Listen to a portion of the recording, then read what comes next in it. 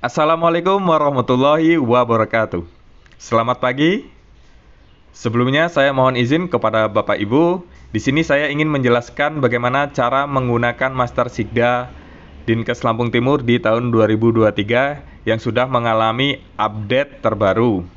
Di sini ada beberapa fungsi atau fitur dari master tersebut. Sebelumnya juga sudah kita gunakan di tahun 2022 dan di tahun-tahun sebelumnya.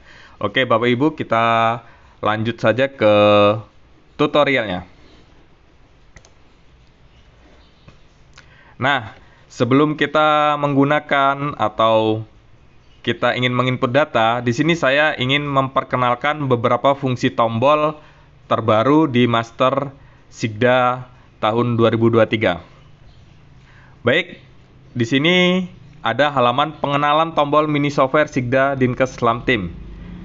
Nomor 1 ada menu utama, nomor 2 ada data puskesmas, nomor 3 ada sasaran, nomor 4 ada dashboard, nomor 5 ada petunjuk teknis, nomor 6 ada definisi operasional, 7 ada menu input data Sigda, 8 ada menu cetak data Sigda, 9, 10, 11 ini adalah menu tombol ekspor data yang nantinya akan dikirimkan ke Dinkes, dari Puskes ke Dinkes melalui email ataupun WhatsApp ataupun melalui media sosial. Dan yang terakhir ada tombol link YouTube atau petunjuk teknis dan petunjuk cara mengaktifkan makro. Baik, sebelum lanjut ke tombol input data, di sini ada keterangannya. Petunjuk tombol arahkan kursor ke angka di bawah ini. Nah, di sini saya sudah melengkapi petunjuk-petunjuk dari tombol ini ya, Bapak Ibu ya, tombol-tombol ini. Ini sudah saya berikan petunjuknya dengan catatan kecil. Baik, kita arahkan ke nomor 1.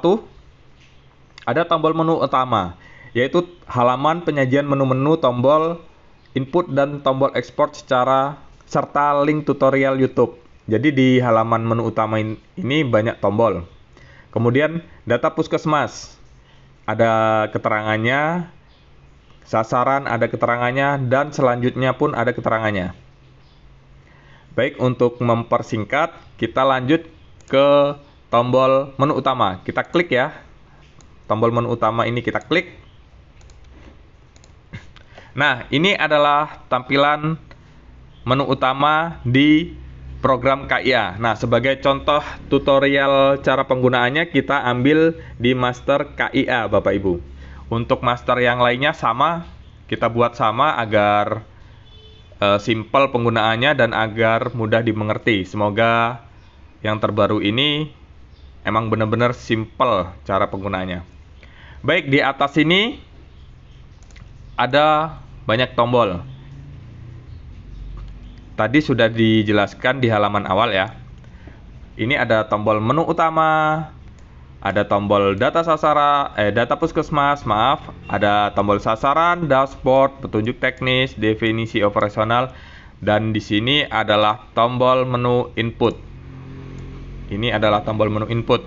Sebelum kita ke tombol menu input, langkah yang kita harus lakukan adalah kita mengisi data di tombol ini, Bapak Ibu, di tombol setting. Di bawah ini kan ada tulisan setting. Nah, ini ada tulisan setting dan di sini ada tulisan input data. Artinya di sini adalah tombol menu input data. Dan di bawah ini juga sama, ini adalah tombol input data, ini adalah tombol setting, dan ini adalah tombol export. Kemudian ini ada tombol tutorial, dan di sini ada tombol cetak. Baik, setelah kita ke tombol menu utama, kita lanjut ke data puskesmas. Di halaman data puskesmas, ini adalah data untuk pengisian kode puskesmas, nama puskesmas. Ini ada provinsi atau kabupaten, alamat. Dan di sini wajib diisi ya Bapak Ibu Nah, untuk nama puskesmas, ini ada keterangan, klik tanda panah ke bawah untuk ganti nama. Di sini kita sudah menyediakan, nanti tinggal dipilih aja. Jadi kursor kita arahkan di sini, maka akan keluar tanda panah ini Bapak Ibu. Nah, kemudian kita klik saja, kemudian kita cari puskesmas kita itu yang mana. Misalkan Margototo, kita klik Margototo. Batanghari, kita klik Batanghari. Nah, di sini kita klik, misalkan kita ambil contoh di Margototo. Nantinya ini akan tersambung atau akan ngelink ke cetak, ke halaman cetak. Nah, di sini yang nantinya di sini akan otomatis terisi. Baik, kita kembali lagi ke input data Sigda, ke data puskesmas. Nah, setelah kita mengisi ini semua sudah diisi, kemudian kita lanjut ke sasaran. Nah, sasaran, di halaman sasaran ini terdapat tabel sasaran, di mana setiap program itu mempunyai data sasaran tersendiri. Karena kita ambil contoh di program KIA, maka data sasarannya adalah ini.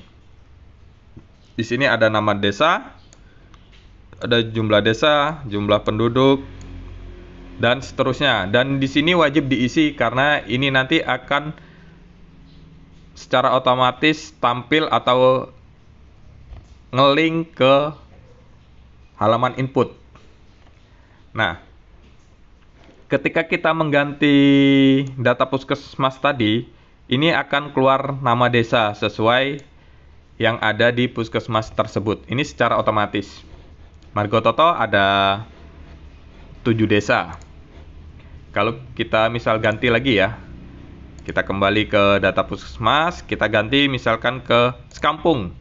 Kita cek di sasaran, maka yang keluar adalah nama desa di puskesmas Sekampung. Terdapat ada 8 desa, dan seterusnya seperti itu Bapak Ibu. Dan ini wajib diisi datanya. Ya, kita pulangkan lagi ke Margototo karena kita ambil contoh ada di puskesmas Margototo. Baik, setelah kita mengisi data sasaran, di sini ada menu dashboard. Menu dashboard ini berisi chart pivot table. Jadi, chart pivot table ini bisa tampil ketika kita sudah mengisi data atau sudah menginput data. Nah, cara penggunaannya cukup simpel karena ini versi pivot table dinas, maka yang keluar adalah nama puskesmas. Kalau kita ingin merefreshnya, kita tinggal di klik kanan, kemudian refresh. Maka ini adalah versi puskesmas. Dia yang akan keluar adalah nama puskesmas. Nama desa puskesmas. Ketika kita ingin melihat satu desa, kita klik aja di sini Bapak Ibu. Nah, kemudian ini kok belum tampil. Nah, ini kita aktifkan di sini. Maka di sini akan ada beberapa item. Ini kita tinggal pilih mana yang akan kita tampilkan. Misalkan kita ingin menampilkan salah satu aja, misalkan K1 kita tampilkan. Karena ini tidak ada datanya, maka tidak akan tampil. Nah, ketika tidak ada data, biasanya secara otomatis data ini akan di sini tempatnya. Seharusnya data yang kita centang ini tempatnya di sini Bapak Ibu ketika sudah ada datanya. Seharusnya di sini. Nah, karena belum ada datanya, kita lanjut aja ke petunjuk teknis. Mungkin kalau nanti kurang jelas di pivot table, bisa menghubungi saya. Kita lanjut ke petunjuk teknis. Petunjuk teknis ini berisi halaman langkah-langkah. Oh maaf, ini belum saya ganti ya. Ini masih master penjaringan ininya ya. Langkah-langkah petunjuk penggunaan. langkah pertama, langkah kedua, langkah ketiga, langkah keempat, langkah kelima, langkah keenam, dan catatan terakhir. Baik, setelah kita ke petunjuk teknis, di sini ada tombol definisi operasional untuk program, masing-masing program atau masing-masing indikator program. Kita tinggal klik. Nah, di sini ada definisi operasional program KIA, ada tabel 21, tabel 24, dan seterusnya. Bisa dilihat. Dan di sini ada formula pembagian.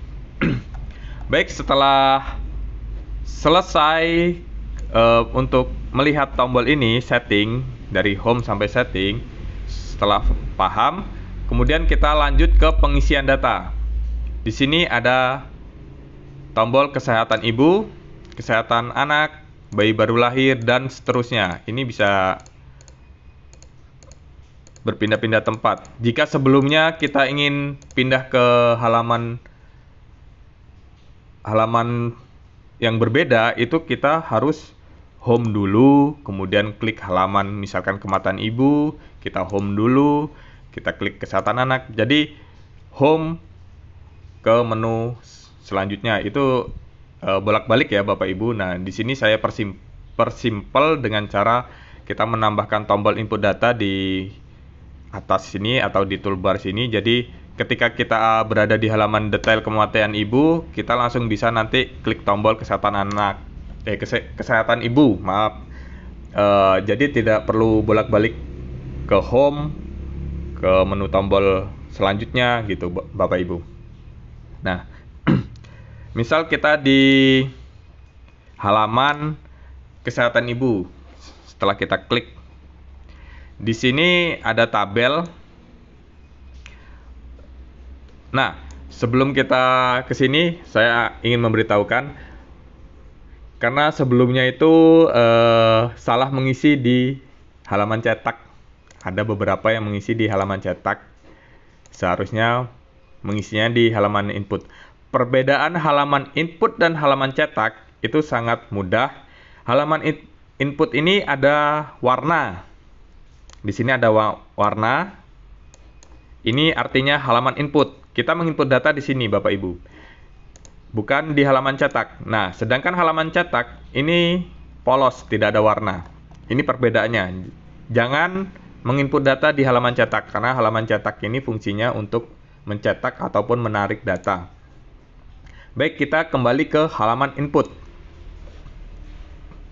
Di halaman input, di sini terdapat keterangan dilarang menghapus atau menambah format tabel karena bisa menyebabkan formula software error. Itu benar sekali. Jadi kita dilarang. Dan di sini ada fungsi tabel bantu bulan. Di sini jangan dihapus. Ini karena berfungsi banget. Kemudian di sini dilengkapi dengan ada beberapa tombol. Ini bisa dilihat Bapak Ibu. Ini namanya tombol filter. Fungsinya untuk memfilter atau menseleksi. Nah, misalkan tabel ini ada 36 baris, sedangkan di sini cuman mempunyai 7 desa. 1 sampai nomor 7. Nomor 8 sampai nomor 36 ini kosong. Ini kan kalau kita ngelihatnya kurang rapih, Bapak Ibu. Jadi bagaimana cara untuk merapihkannya? Itu sangat simpel. Kita tidak perlu menghapus baris ataupun menghidden secara berulang-ulang. Itu caranya sangat gampang dan simpel. Cukup beberapa klik sudah beres. Caranya sangat mudah Bapak Ibu. Ini ada tombol ini. Ini ada tombol filter ini. Ini kita tinggal klik saja Bapak Ibu. Misalkan kita klik. Misalkan saya klik. Kemudian keluar dialog seperti ini Bapak Ibu. Di sini ada keterangan, ada Agustus, April, kemudian ada nama desa. Kita cukup kita cukup menghilangkan centang di bagian blanks. Oke, tidak bisa ya. Nah, kita cukup menghilangkan centang di bagian blanks ini, kita hilangkan. Kemudian kita oke. secara otomatis tabel akan rapi. Baris yang kosong akan hilang atau akan terhidden. Nah, setelah seperti ini kan kita enak melihatnya. Sampai bawah.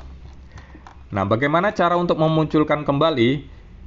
Ini cukup mudah. Tinggal kita klik kembali tombol ini. Kemudian kita centang kembali di bagian blanks. Kemudian oke. Maka tampilan tabel akan kembali seperti semula. Karena kita ingin merapikan, kita rapikan dulu Bapak Ibu, kita klik. Kemudian oke. Misalkan saya ingin menampilkan beberapa bulan atau 1 bulan. Itu caranya juga sangat mudah Bapak Ibu. Kita tinggal klik kembali tombol filter yang di bagian sini. Sesuai kolom tabel, sesuai kolom tabel ini Bapak Ibu. Ini kan kolom tabel.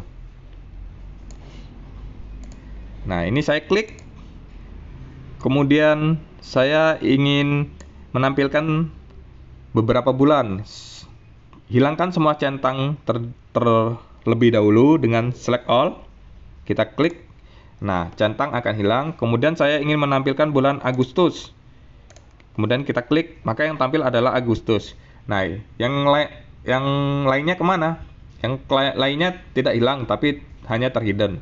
Misalkan saya ingin menampilkan Agustus dan Februari. Kemudian oke, yang tampil adalah Februari dan Agustus. Nah, bagaimana cara untuk menampilkan semua atau kita tampilkan semua bulan? Caranya juga sama. Kita centang semua, kemudian kita oke.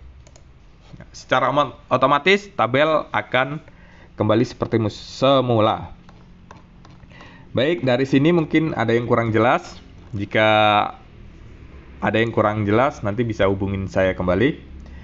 Dan untuk tombol input selanjutnya itu sama. Fungsinya dan fasilitasnya kita sama. Kita lengkapin tombol filter untuk mempermudah merapikan tabel. Dan untuk halaman input selanjutnya pun sama. Baik, kalau di sini sudah jelas, kita lanjut ke halaman cetak data Sigda. Di mana halaman cetak data Sigdanya? Kita klik aja tombol ini Bapak Ibu. Kita klik. Nah, di sini akan tampil banyak tombol.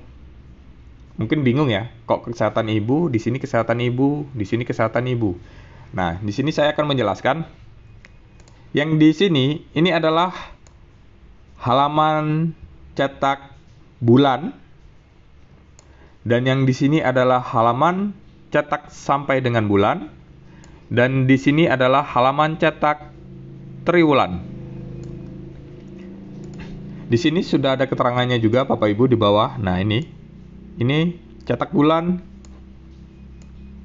cetak sampai dengan bulan, cetak triwulan.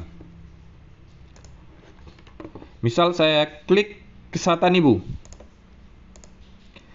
maka halaman yang tampil adalah halaman cetak kesehatan ibu. Sebelum mencetak, di sini ada 2 tombol. Mungkin bertanya-tanya, ini buat apa? Tombol yang ini untuk mengganti bulan. Dan tombol yang ini untuk mengganti triwulan. Di sini kita persimpel kembali. Jika di software sebelumnya, ketika kita masuk di halaman cetak, itu kita harus satu persatu mengganti bulannya. Sedangkan yang terbaru di sini cukup sekali klik, maka semua akan terganti. Misalkan ini kesehatan ibu, kesehatan anak di bulan Desember. P4K di bulan Desember, atau sampai dengan bulan pun masih Desember. Nah, bagaimana untuk cara mengganti sekali klik kemudian sama terganti semua? Caranya kita klik di sini. Terdapat pilihan bulan. Kita pilih bulan yang ingin kita tampilkan. Misalkan di Januari. Secara otomatis halaman cetak data akan terganti semua di bulan Januari. Bisa dilihat di bulan Januari. Baik, kita cek satu persatu dari bulan sampai dengan bulan. Kesehatan ibu, kesehatan anak, semuanya di bulan Januari. Sampai dengan bulan pun sama, di Januari. Misal kita ganti kembali di Agustus. Secara otomatis akan berganti di Agustus semua Bapak Ibu. Jadi data yang ditampilkan adalah data bulan Agustus dan bulan sampai dengan Agustus. Nah, terus yang triwulan ini sama. Triwulan untuk mengganti triwulan. Mana yang kita ingin tampilkan? Kita klik, ada triwulan 1, 2, 3, 4 dan kumulatif. Di mana kumulatif ini adalah data penjumlahan dari triwulan 1 sampai 4. Kita cek di tombol halaman triwulan. Perlu diingat, di sini sudah ada keterangannya. Ini adalah bagian halaman triwulan. Jika sampai dengan bulan, dia tulisannya sampai dengan bulan. Jika bulan, tulisannya adalah bulan. Fungsinya sama Bapak Ibu. Ketika kita ganti ke triwulan 1, secara otomatis akan di triwulan 1 data yang ditampilkan. Di triwulan 3 sama. Di kumulatif sama. Nah, ini pengenalan dari sini mungkin ada yang kurang jelas ataupun belum paham. Jika belum paham atau kurang jelas, bisa nanti hubungin saya kembali. Nah, sama seperti halaman input. Halaman cetak mempunyai 36 baris. Bagaimana cara merapihkannya? Itu juga sangat mudah.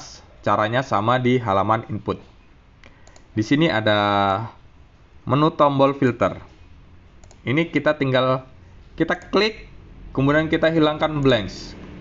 Kemudian oke, secara otomatis tabel akan rapih ya. Nah, setelah rapih, baru kita print dengan cara klik CTRL plus P. Secara otomatis tampilannya seperti ini. Bisa juga dengan kita ke file, print. Nah. Untuk penjelasan di halaman cetak, saya rasa cukup. Kemudian kita lanjut ke penjelasan ekspor data. Ekspor data. Tombol ekspor data itu berada di menu utama. Jadi kita kembali ke menu utama. Ini adalah tombol ekspor data. Ada data bulanan sampai dengan bulan dan triwulan. Fungsinya adalah untuk membackup data ketika Bapak Ibu tidak ingin membuka aplikasi. Ini tinggal diekspor aja setelah mengisi data. Dan untuk perlu diingat, file yang dikirimkan atau file ekspor itu yang dikirimkan ke dinas melalui email, WhatsApp ataupun sosial media lainnya, itu adalah tombol ekspor laporan bulanan, bukan yang sampai dengan bulan atau triwulan. Di sini pun sudah ada catatannya.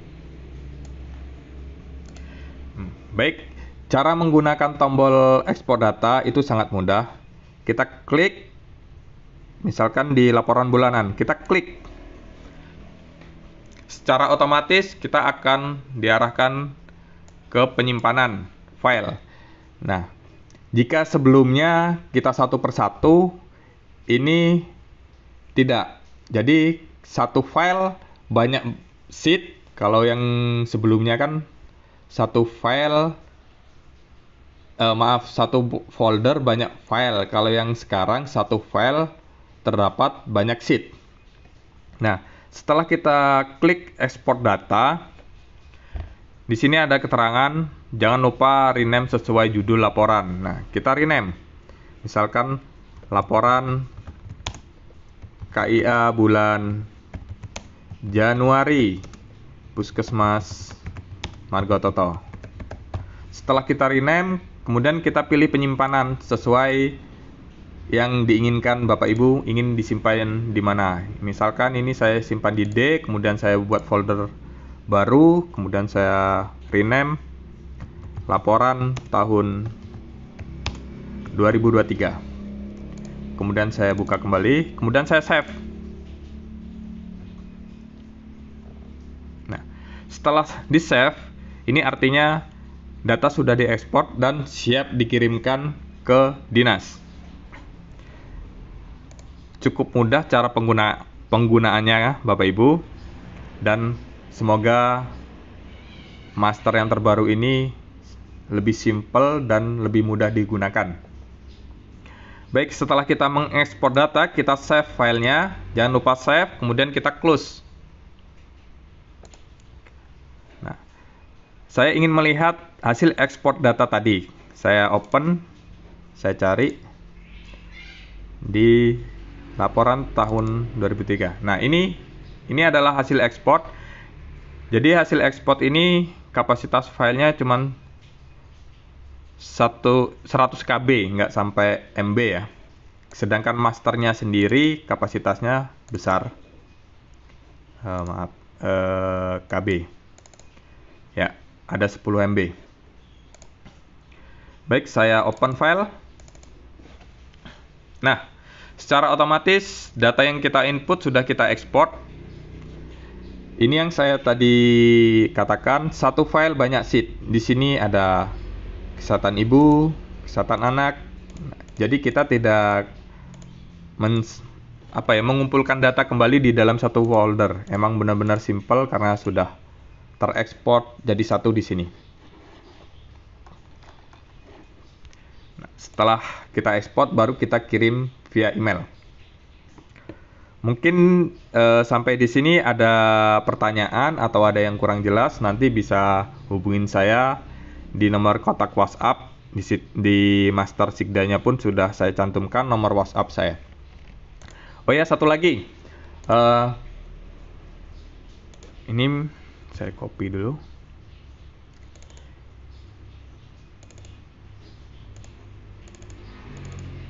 Saya ingin memberikan perbedaan antara Excel biasa dengan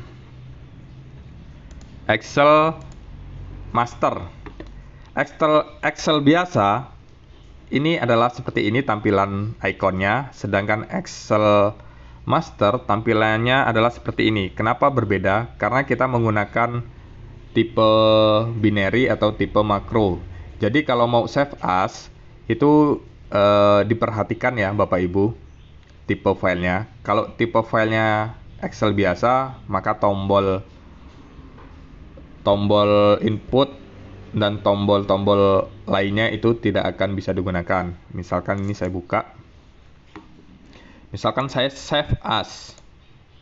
Nah, di sini ada save type. Nah, ini diperhatikan kalau mau save as. Kalau tidak mau ya di save aja.